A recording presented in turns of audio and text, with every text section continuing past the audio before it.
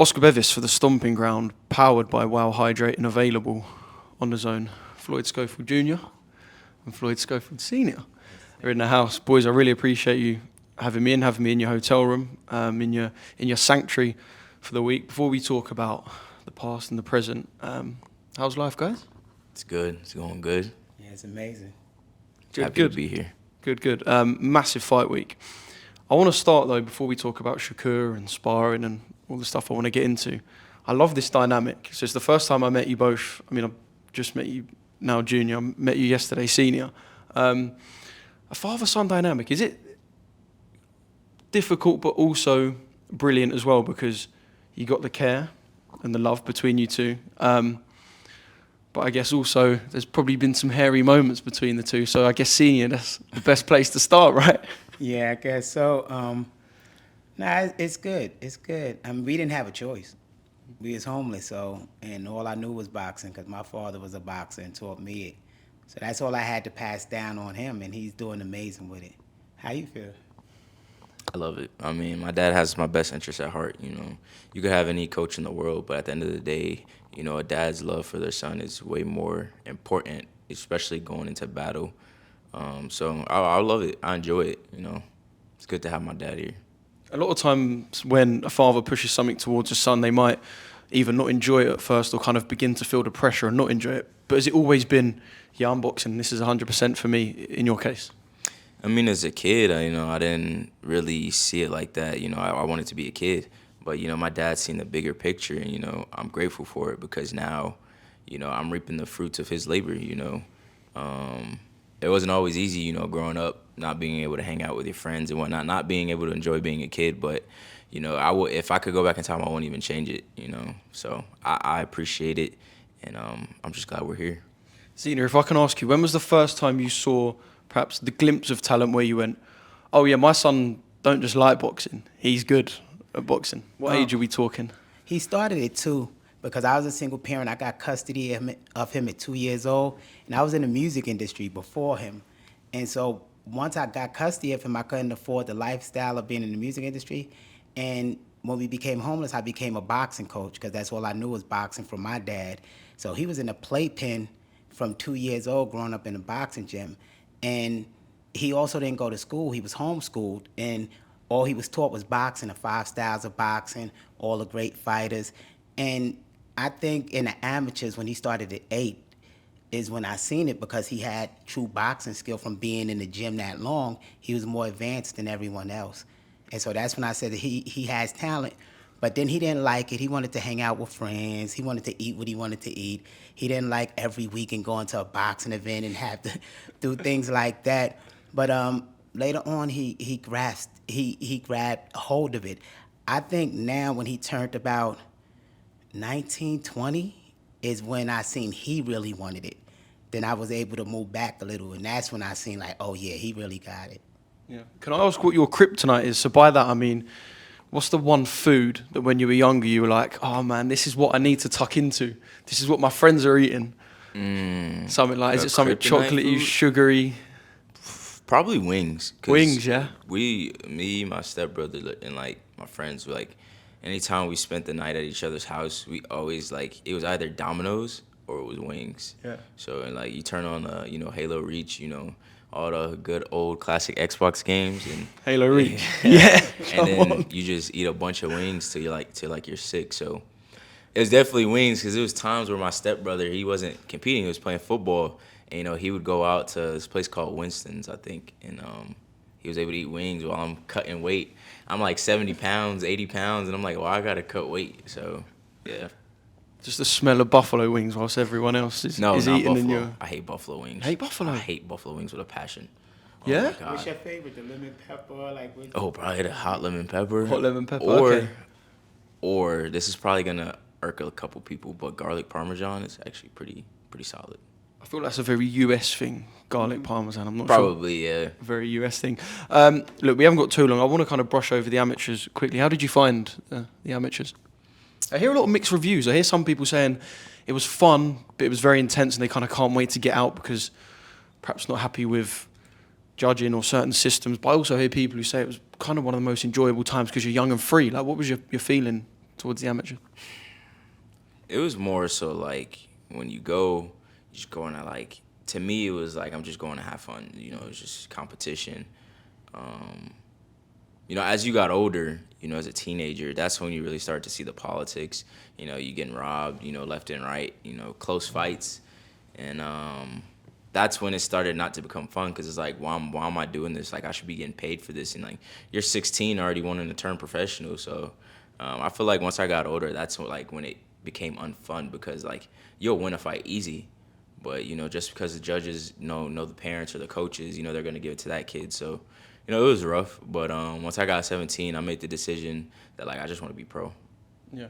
If I could start by asking you this question, Senior, how would you sum up the professional career to this point, if you can, in like the snappiest way possible? How would you sum up? I sum up, he's learning. He's learning. I always tell people he's the greatest boxer of all time. And none of the professionals that he helped, because as an amateur, he got most of the lightweight champions ready for their fights. They'll call him, like when Devin was getting ready for Gamboa, he dropped Devin, not dropped him, he buckled Devin in Spawn. Devin broke his hand trying to get out of there for the Gamboa fight. He went in camp with Tank twice. They didn't spar. Tank said, I would never fight that kid. And he meant that. Adrian Broner, Robert Easton Jr., so, and the list goes with Jojo Diaz. So the list goes on him getting them ready, because he got Jojo Diaz ready for Devin fight. So, and he's only 17 years old with one professional fight, and these guys can't keep up with him, these champions that hold belts at that time. So for me, it was exciting, and now it's his time, because I feel, and he don't even have his grown man strength yet. He's not even in his prime. So I feel like we giving the guys a chance. We giving the other fighters a chance. Like, we giving Shakur a chance. Because imagine with his grown man strength, Shakur ain't gonna take those punches. So we giving him a chance to try to prove me wrong that isn't the greatest boxer of all time. So I just love it. I love what's happening from his amateur to the professional career. And he's learning. And the professionals, he make mistakes. He just turned 22. So he do certain things, like his last fight was very sloppy to me. I'm in the corner having a fit because he wanted to have sex during that training camp and eat food. No, it's just like things like that. He was in focus. Oh, we're going honest. Yeah, it's got to be honest. Yeah, that's true. But this the first camp he had, a real camp, no cheating, eating, no sex, sparring. Last camp he wasn't excited because the level of competition, like, yeah, because he didn't want the cab drivers, he didn't want the easy route like that Oscar didn't want to give him.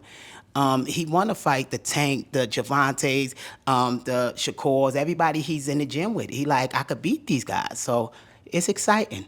I didn't know we was gonna go honest. I know my dad's always gonna keep it real. I mean, yeah, I was in my last fight. I was doing things I shouldn't have been doing, you know, because I was getting a little fame, you know. I have money, you know, and I'm young, so like I was just doing things I shouldn't have been doing, and now it was a learning lesson, because if I was able to put a shutout like that, you know, like just a 12-round unanimous decision, and I didn't even focus. It was like, imagine what I could do if I'm focused, and you know, that opened my eyes. Like, I'm not trying to go back to that path, because, you know, realizing and actually getting closer to God, realizing that's not how a man should, you know, conduct himself. And you know, I feel like after my son was born, you know, right before that fight, it like opened my eyes, and it really changed me. Like, I gotta do things different. Yeah, I want to talk about the Devin Haney sparrings. I spoke to Devin on the red carpet at the Ring Magazine Gala, and I said to him, final question, I need to know about the sparring. And in a short, snappy sentence, he said to me, he goes, man, Kid Austin talks so much shit. That's it? That's all he said? Damn. You didn't defend yourself? Like, nah, that sparring, you know, I was about 17 at that time, too, because I sparred him and Shakur, I believe, a month and a half apart. And in that camp, you sparred Mason, too. Yeah, I sparred Mason. Oh my God, I was dragging Mason. But, you know, he'll say I only did one round. Okay. But that sparring session, I don't even worry about that sparring session. And that's not my claim to fame, that sparring session. I could care less. That was in the past. But I did what I was supposed to do. I had but I don't think I had a professional You fight. didn't even have a professional I don't think I had a professional fight, and I just went there, did what I was supposed to do. Sparring is sparring. You know, you never know what Devin was going through that day. I got the better of it, and you know, me and my dad, we ran with it. Same thing everyone else does. You know, when they have a good sparring session against someone at the top level, they want to be the first ones to run with it. So we ran with it, and we're here now. I mean, if he has a problem with what we say, I mean, we can. No. Yeah. Stay humble. Yeah, I'll be humble. Advice in the ear from the Yeah, father. yeah. I'll ask you, Senior, because I spoke to you about this yesterday. I come up to you and said, introduced myself, and we had a little chat, and I said, I need to get to what's behind the story of you guys and Shakur and team and family, because this isn't just the boxing rivalry. There's family ties, right? Yes, he didn't grow up with his family because I had custody. And that's where Shakur, I seen an interview with Shakur like, I didn't grow up with him. The growing up, I mean, with Shakur is through the amateurs. Him being an amateur, every event Shakur come, Shakur would take photos with him every fight. And We've seen the photos of you two, yeah. Seeing them doing the rounds online. So they was friends, but behind the scenes is his biological mother is friends with Shakur's mother. His uncle do street stuff with Shakur uncle. No, his dad. His dad, with Shakur dad. So it's that type of stuff. But Floyd didn't grow up with that side of the family. But I'm gonna put out a video from his uncle since Shakur don't believe it, so we could prove that how close the family is on that side. So Is that closeness the reason why there's a mole in the camp? no, potentially? Mole was in the camp because Shakur and them hired the mole. I can't say the guy's name because of legal reasons after this, but he stole our passports. He ripped Floyd's passport. Floyd went to the airport to come to London for the meet, and they wouldn't let him on because they said, your signature page is ripped out of your book.